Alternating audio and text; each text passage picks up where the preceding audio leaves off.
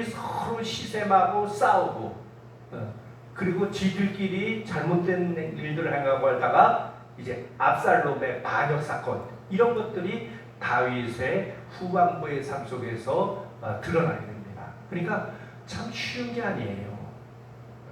다윗이 훌륭한 것은 사람 자체가 인격적으로 훌륭하다기보다는 그가 하나님 앞에서 언제든지 어린아이 같이 하나님의 갈급한 마음을 가졌다는 것, 이걸 우리가 배워야 돼요.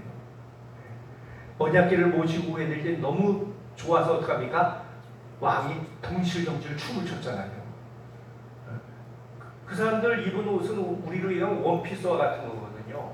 그리고 옛날에는 무슨 속옷 같은 거 안 입었거든요.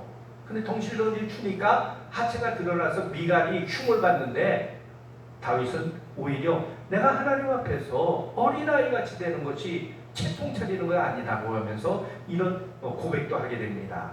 자, 이게 사무엘서에 쭉 나오는 다윗의 이야기입니다. 여기서 우리가 알아야 될 것은 뭐냐면요, 다윗이 정복전쟁 잘했다 그런 얘기가 아닙니다. 성경에서 우리에게 가르치는 것은 한번 따라해보세요. 다윗은 시편의 사람이었다. 시편이 몇 편으로 되어 있습니까? 총 150편이에요. 150편. 그 중에 거의 절반에 가까운 시편이 다윗의 시편이에요. 가장 유명한 시편 뭐가 있죠? 23편. 여호와는 나의 목자시니 내가 부족함이 없으리로다. 나를 푸른 초장 쉴 만한 물가로 인도하신도다. 이거 어디서 적었을까요? 기록했을까요? 왕이 된다는 게 아니래요. 한참 죽을 똥살똥 모르고 목숨이 왔다 갔다 하는 그러한 시기에 고백한 시편이 시편 23편이래요. 평화롭고 얼마나 참 푸근하고, 근데 그거는 그 생명의 위급함 속에서 하나님 바라보게 될 때 환경이 주는 편안함이 아니라 하나님이 주는 평강을 누리게 될 때 그 고백을 할 수 있게 된 거예요. 시편이라고 해서 우리가 잘 아는 것처럼 시예요. 말씀이에요. 근데 이것은 뭐예요? 기도입니다. 기도에서 나온 거예요. 그리고 이것은 찬송이 된 거예요. 그래서 다윗이 훌륭한 거예요. 여러분, 찬양이 나오고 그리고 기도가 나오는 것은 눈만 감으면 그냥 저절로 되는 게 아니거든요. 그것을 되새기고 하나님 앞에 어떠하든지 바르게 살려고 힘쓰는 그러한 삶 속에서 나온 결정체가 시편이에요. 산문과 시의 차이점이 뭐예요? 산문은 쭉 글을 쓰는 거예요. 수필이 될 수 있고 소설이 될 수 있어요. 근데 시란 뭐예요? 시는 그런 산문들을 뭉쳐요. 그래서 엑기스를 만드는 거예요. 그래서 시는 짧긴 하지만 소설보다 짧죠. 수필보다 짧지만은 그 시 한 편을 만들기 위해서는 그 시인의 가장 애씀이 무엇보다 더 수고가 들어 있어야 된다고들 이야기를 합니다.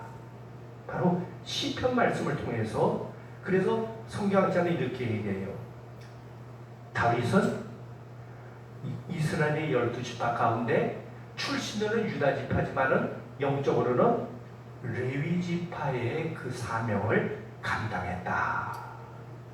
그러니까 어떡하든지 내가 왕이니까 너희들 날 따라야 돼? 혹은 야, 너희들 의견이 어떠니? 내가 너희들의 생각에 맞춰줄게가 아니에요.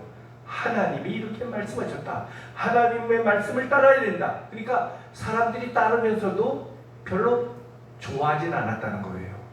사울에게 더 많은 사람들이 따르게 된 이유가 사울은 사람 마음을 들어준 거예요.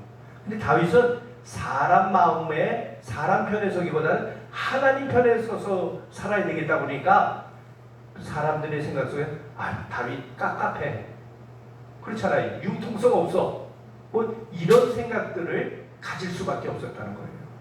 자, 그러나 하나님은요, 다윗을 어떻게 보셨냐면은 같이 읽어봅니다. 하나님 나라를 완성하는 대리 통치자로 보셨어요. 그래서 모델이 되는 거예요. 그래서 유명한 성경에 보면 아담에게 처음 아담을 만드시고 언약을 주십니다. 그게 축복이에요. 그리고 아브라함에게 언약하시며 축복해 주세요. 그리고 또 한 사람이 바로 다윗이었어요. 다윗의 언약이 그러니까 그만큼 아브라함에 걸맞는 위대한 믿음의 사람이라고 볼 수 있죠. 자, 다윗의 언약은 어디에 나오느냐? 사무엘하 7장 16절에 나옵니다. 같이 읽어볼까요? 내 집과 내 나라가 내 앞에서 영원히 보존되고 내 왕위가 영원히 견고하리라. 예, 얼마나 놀라운 얘기입니까? 이걸 하나님이 약속해 주신 거예요. 왜 이 약속을 하셨을까요? 다윗에게는 소원이 있었어요. 어떤 소원일까요? 나는 왕궁에 사는데 하나님의 집은 지금 텐트잖아요. 그러니까 하나님의 성전을 지어야지. 그게 간절한 소망이었어요. 그래서 선지자한테 얘기했어요. 선지자가 나단이 듣고 좋습니다. 그리고 돌아가서 기도하는데 하나님 아니야 해가지고 취소가 되어버립니다. 그러나 너는 못하지만은 내 다음 때 내 아들을 통해서 하나님 받으시겠다는 거예요. 그래서 자기는 다 하지 못했지만은 준비하는 거의 성전 짓는데 80~90%는 다 준비를 다윗이 한 거예요. 바로 하나님은 그걸 보신 거예요. 그래서 여기 그림을 이렇게 되면 위에 거 보세요. 내가 나를 위하여 무엇을 짓겠느냐? 뭘 지을까요? 성전이죠. 성전. 그렇게 되면은 내가 내 위를, 내 가문을, 왕조를, 왕권을 영원히 있게 하겠다. 그러니까 다윗의 믿음을 보시고 믿음의 행위를 보시고 하나님께서 언약을 허락하여 주신 것입니다. 자, 보세요. 여기 한자문가 나오죠.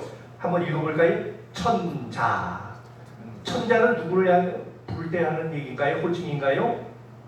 중국의 황제. 일본도 천황 그랬어요. 천자, 하늘의 아들이라는 거예요. 근데 그거는 정치적인 이유입니다. 그런데 우리 모두는 하나님의 자녀잖아요. 그러니까 천자가 어디 있어요? 저 중국 갈 필요 없어요. 자금성 못 가봤지만 거기 뭐 박물관 찾아갈 필요 없어요. 네? 옆에 보시고 당신은 천자입니다 해보세요. 당신은 천자입니다. 진짜요? 아멘. 네? 천자가 뭡니까? 단순히 하늘의 아들, 딸이라는 얘기가 아니에요. 이것은 하늘을 대신해서 하나님의 뜻대로 통치하는 사람. 내가 무슨 천자야? 난 가정이 그냥 평범한 가정에 남편이고 아내인데. 맞아요.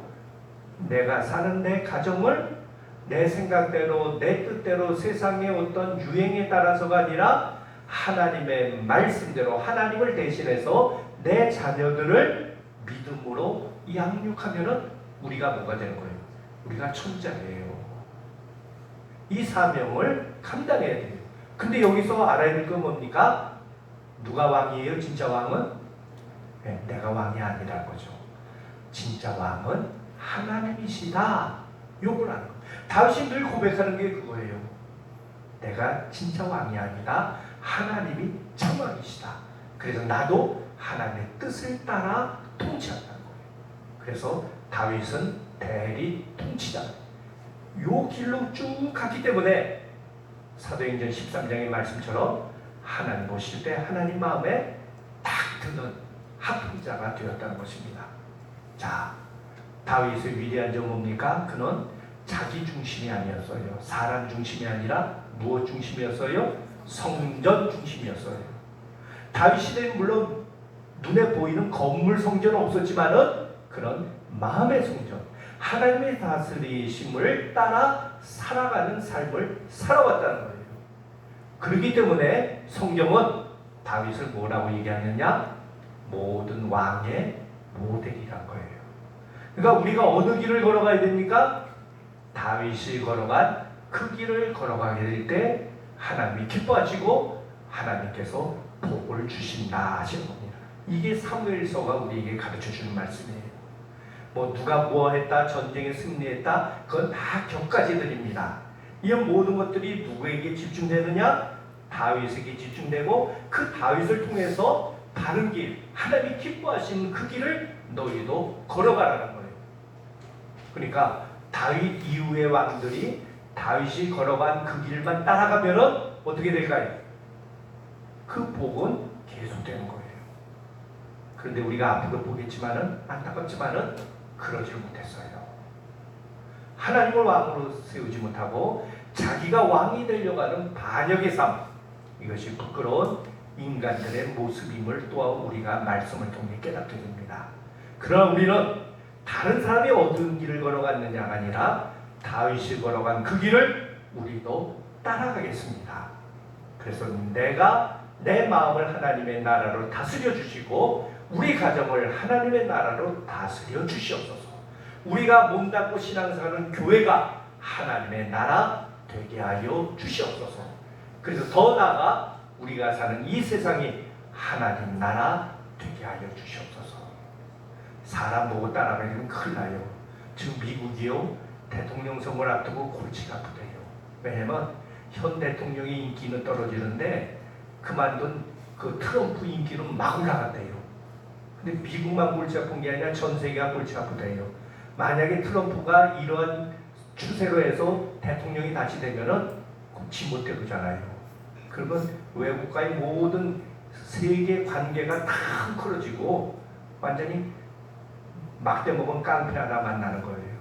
4년 동안 꼼짝 못하는 거예요. 근데 우리가 잘 봐야 됩니다.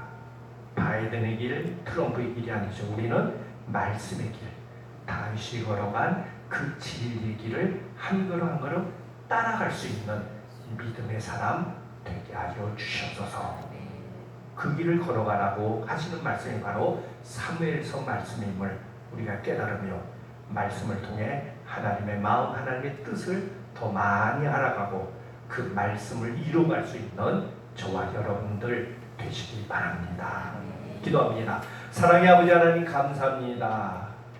하나님께서 우리를 이 땅에 보내신 것은 그냥 살다가 오라는 것이 아니라 너희가 세상에서 천자, 하늘의 아들, 하늘의 딸이 되어서 하나님의 말씀을 따라 하나님의 대리 통치자로서 살라고 우리를 보내셨다는 사실을 다시 한번 말씀을 통해 깨닫게 해주시고 그런 삶을 살기 위해서는 모델로 먼저 주신 다윗의 걸어간 그 믿음의 길을 보고 배우고 닮아갈 수 있는 저희들 되게 하여 주시옵소서. 그래서 우리 가정이, 우리가 사는 지역이, 이 교회가, 나라와 민족이 하나님께서 보시기에 아름다운 복된 하나님의 나라 되게 하여 주시옵소서.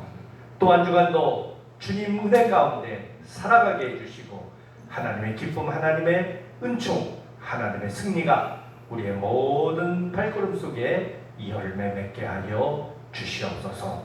감사드리며 예수님 이름으로 기도드립니다. 아멘.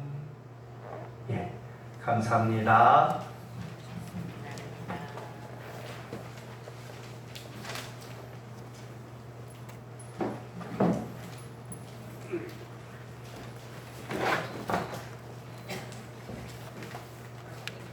이건 아니지?